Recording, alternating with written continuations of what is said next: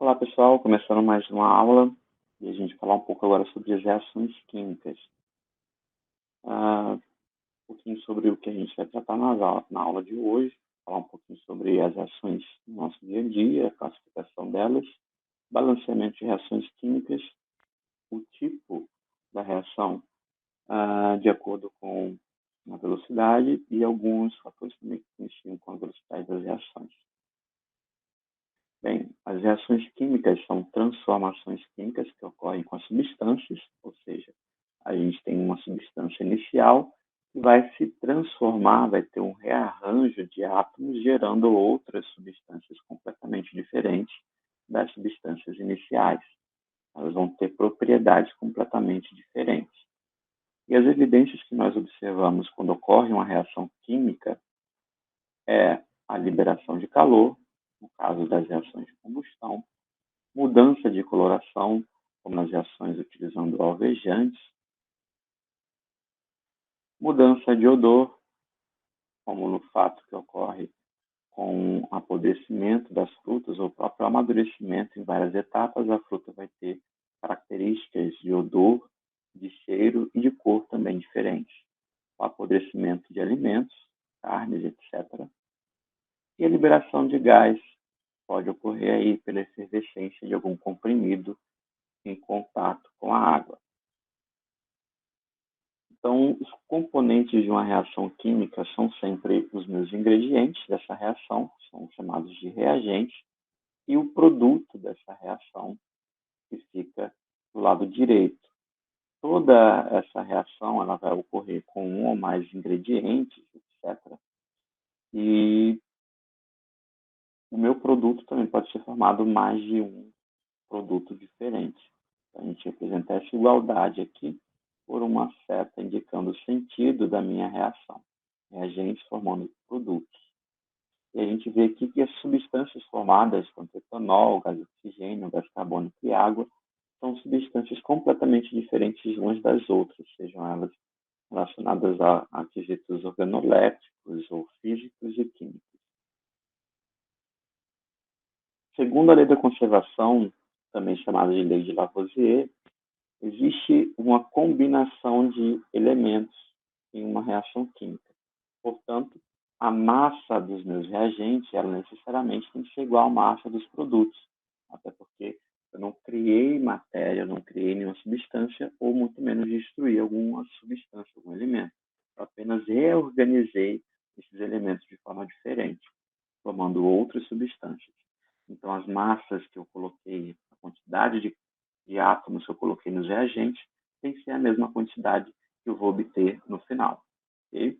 Sendo assim, numa reação usando 2 gramas de hidrogênio, 16 gramas de oxigênio, existe a formação de 18 gramas de água. Seria a soma dos meus ingredientes. Ou uma combustão usando 12 gramas de carbono, 32 gramas de oxigênio, vai ocorrer uma reação onde serão obtidos 44 gramas de gás carbônico, derivado aí da soma desses meus átomos. A lei de Proust diz que essa reação que ocorre com uma produção de substâncias com uma quantidade de massa semelhante, ela pode ser proporcional em diferentes ocasiões, também chamada de lei de Proust. Ele diz que se eu tenho uma reação química como essa, no caso, gás de hidrogênio mais gás de oxigênio, formando a água, eu vou ter aí o meu produto, e a soma do produto o produto tem a massa que é a soma dos reagentes, equivalente à soma dos reagentes. E se eu modifico essas proporções, ao invés de usar 10 gramas, eu vou usar um valor menor, aqui no caso, 2 gramas, eu vou ter também um valor proporcional a esse de oxigênio e de água, já que a minha reação ela mantém uma proporção. Eu diminuí aqui de 10 para 2, logo, proporcionalmente, eu vou também ter um valor aí menor na mesma proporção. As reações químicas foram tomando características diferentes para representar essas substâncias que foram geradas e também as substâncias que foram utilizadas na reação química. Sendo assim, os meus reagentes hidrogênio e oxigênio tomaram a forma aí de símbolos. O hidrogênio é composto por 2 átomos de hidrogênio e o oxigênio por 2 átomos de oxigênio, formando o meu produto, que é a água, que tem uma fórmula H2O. Sendo assim, nós temos as quantidades aí de átomos que compõem essa substância descritas na reação química. Mas ainda falta uma coisinha. Essas reações elas não estão balanceadas, segundo a lei das massas de Lavoisier, que diz que a quantidade de reagentes tem que ser igual à quantidade de produtos. Nós vemos aqui, nós precisamos colocar coeficientes, que são esses valores aqui na frente, para determinar a quantidade de cada átomo, fazendo com que os ingredientes da reação estejam em quantidades iguais aos do produto. Também temos algumas observações para fazer quanto aos estados físicos das substâncias utilizadas. Usamos S para representar os reagentes e produtos sólidos, L para líquidos, G para gasoso e AQ para aquoso, que são substâncias dissolvidas em água. Com relação às reações químicas, nós classificamos as reações como 4 tipos diferentes. As reações de adição ou síntese são relacionadas à soma de vários ingredientes para formar apenas um. Então, a gente junta elementos com as substâncias A e B para formar uma única substância chamada AB, como os exemplos que colocamos aqui logo abaixo. O carbono junto com o gás oxigênio forma o dióxido de carbono, o gás carbônico, que é apenas uma substância. Então, tem 2 reagentes e um produto. Assim como as demais reações que seguem aqui. As reações de análise de decomposição são o inverso das reações de adição. Nesse caso, nós temos uma substância e ela se parte em 2 ou mais substâncias diferentes. Nesse caso aqui, a gente tem um produto,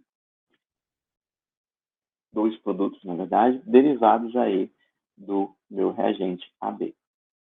São as reações descritas abaixo, como o ácido iodídrico, formando o gás de hidrogênio e iodo.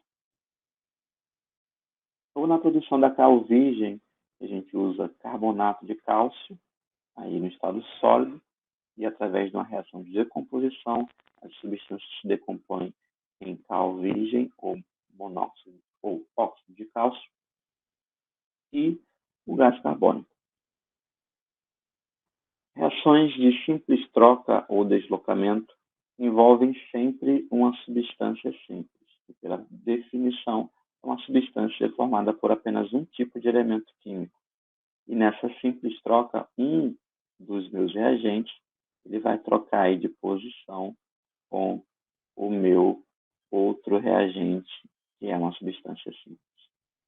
No caso, nós temos os exemplos aqui do brometo de sódio, um sal, reagindo com gás cloro, e o cloro ele substitui aí a posição do bromo para formar o cloreto de sódio. E o bromo sai aí como substância simples. A mesma coisa acontece com o sulfato de cobre, sendo substituído pelo zinco nessa equação, formando aí outro sal diferente. Numa dupla troca, eu tenho apenas substâncias compostas, ou seja, substâncias que são formadas por mais de um elemento químico. E o que vai ocorrer é uma troca de cátion com ânion. Então, eu tenho sempre na ordem aqui os sais, cátion na frente, ânion depois. Cátion na frente, ânion depois.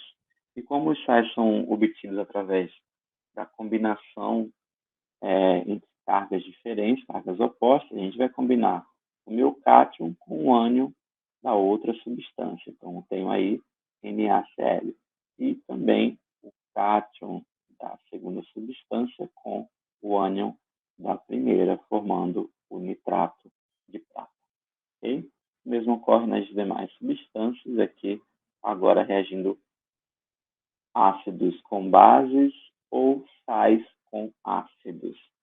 tendo também aí a mesma formulação, trocando aí dois pares.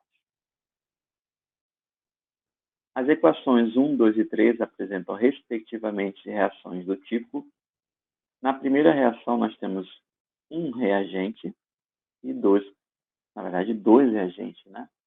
O reagente 1 e o reagente 2, formando apenas um produto, que é o ácido fosfórico. Então, aqui nós temos uma reação de adição ou síntese. Na segunda reação, nós temos o oposto disso. Nós temos apenas um produto, um reagente, na verdade, e dois produtos. Formando aí, no caso, o oposto de adição seria a reação de análise ou decomposição.